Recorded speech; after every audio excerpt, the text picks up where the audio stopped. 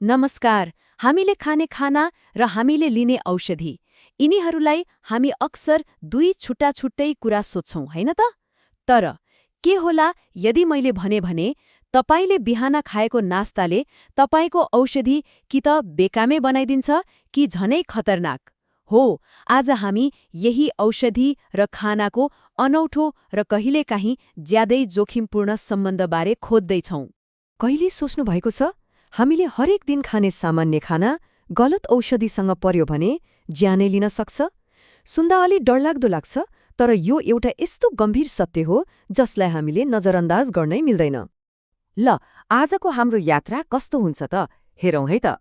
सुरुमा हामी हेर्छौं फलफूल र दूध जस्ता सामान्य खानेकुरा पनि कसरी जोखिमपूर्ण हुन सक्छन्। त्यसपछि सागपात र रगत पातलो बनाउने औषधि बीचको लडाईँबारे कुरा गर्नेछौं। अनि मदिरा र क्याफिनको खतरालाई पनि बुझ्ने प्रयास गर्नेछौं। र सबैभन्दा महत्त्वपूर्ण, अन्त्यमा यी सबै जोखिमबाट कसरी जोगिने भन्ने उपायबारे पनि छलफल गर्ने नै छौं। ल, अब सुरु गरौँ हाम्रो पहिलो खण्डबाट। कसरी हाम्रो स्वास्थ्यका लागि अमृत मानिने फलफूल र दूध केही औषधिहरूसँग मिल्दा विष जस्तै बन्न सक्छन्। अब यहाँ हेर्नुहोस् है, तीनवटा एकदमै सामान्य तर खतरनाक कम्बिनेसनहरू छन्। जस्तै जम्बुरा वा ग्रेपफ्रुटले के गर्छ भन्दा शरीरको एउटा इन्जाइमलाई नै ब्लक गरिदिन्छ। अनि त्यसले गर्दा के हुन्छ, कोलेस्ट्रोल वा ब्लड प्रेसरको औषधि शरीरमा खतरनाक लेभलसम्म जम्मा हुन सक्छ। त्यस्तै केरा जस्ता पोटासियम धेरै हुने खानेकुराले एसीई इन्हिबिटर्स जस्ता औषधिसँग मिलेर मुटुको धड्कनमै गडबडी ल्याइदिन सक्छ। र दूधमा भएको क्याल्सियमले त झन् केही एन्टिबायोटिकलाई शरीरमा अब्जर्बै हुन दिँदैन। मतलब औषधि खायो तर कामै लागेन। त्यसो भए यो एन्टिबायोटिक र दूधको समस्याको समाधान के त? उपाय एकदमै सजिलो छ। समयको खेल हो सबै। औषधि खाएको कम्तीमा पनि 2 घण्टा अघि वा पछि मात्रै दूध वा दूधबाट बनेका परिकार खाने। यति सानो सावधानीले मात्रै पनि औषधिलाई आफ्नो पूरा काम गर्न दिन्छ। ल, अब अगाडि बढौँ। अब हेरौँ अर्को अन्तर्क्रिया। यो त एउटा यस्तो क्लासिक उदाहरण हो जहाँ स्वास्थ्यको लागि राम्रो मानिने कुराले नै उल्टै समस्या निम्त्याउँछ।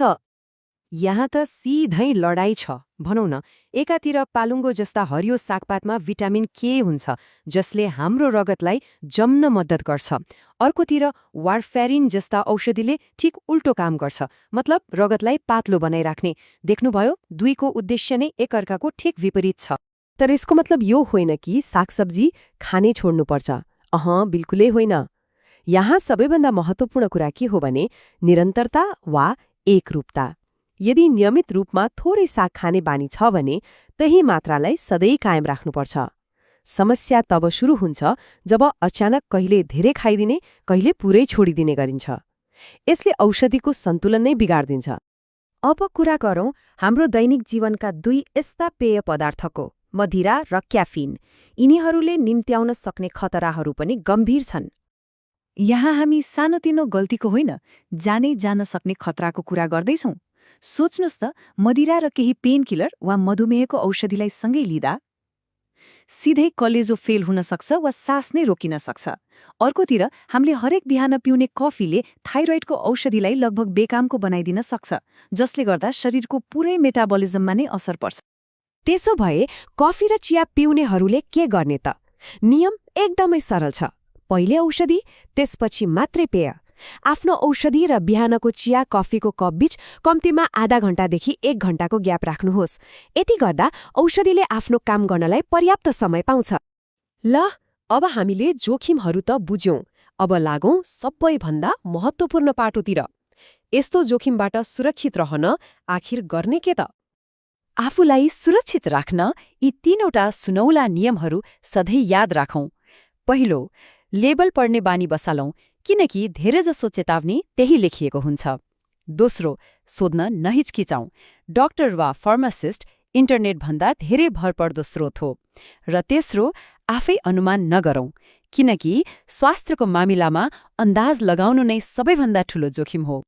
यो भनाइले आजको हाम्रो सम्पूर्ण छलफलको सार बताउँछ, होइन त? एउटा सानो लापरवाही ज्यानै जोखिममा पर्न सक्छ। औषधि र खानाको मामलामा यो कुरा एकदमै सत्य हो। र अन्त्यमा आफैलाई एउटा प्रश्न सोधौं, हामीले खाने हरेक गाँस र लिने हरेक चक्कीबारे हामी साँच्चै कति सचेत छौं त? याद राखौं, आफ्नो स्वास्थ्यको गाडीको ड्राइभर हामी आफै हौं। त्यसैले प्रश्न सोध्न नडराउँ, जानकारी लिन नहिचकिचाउँ, सचेत बनौँ, सुरक्षित रहौँ।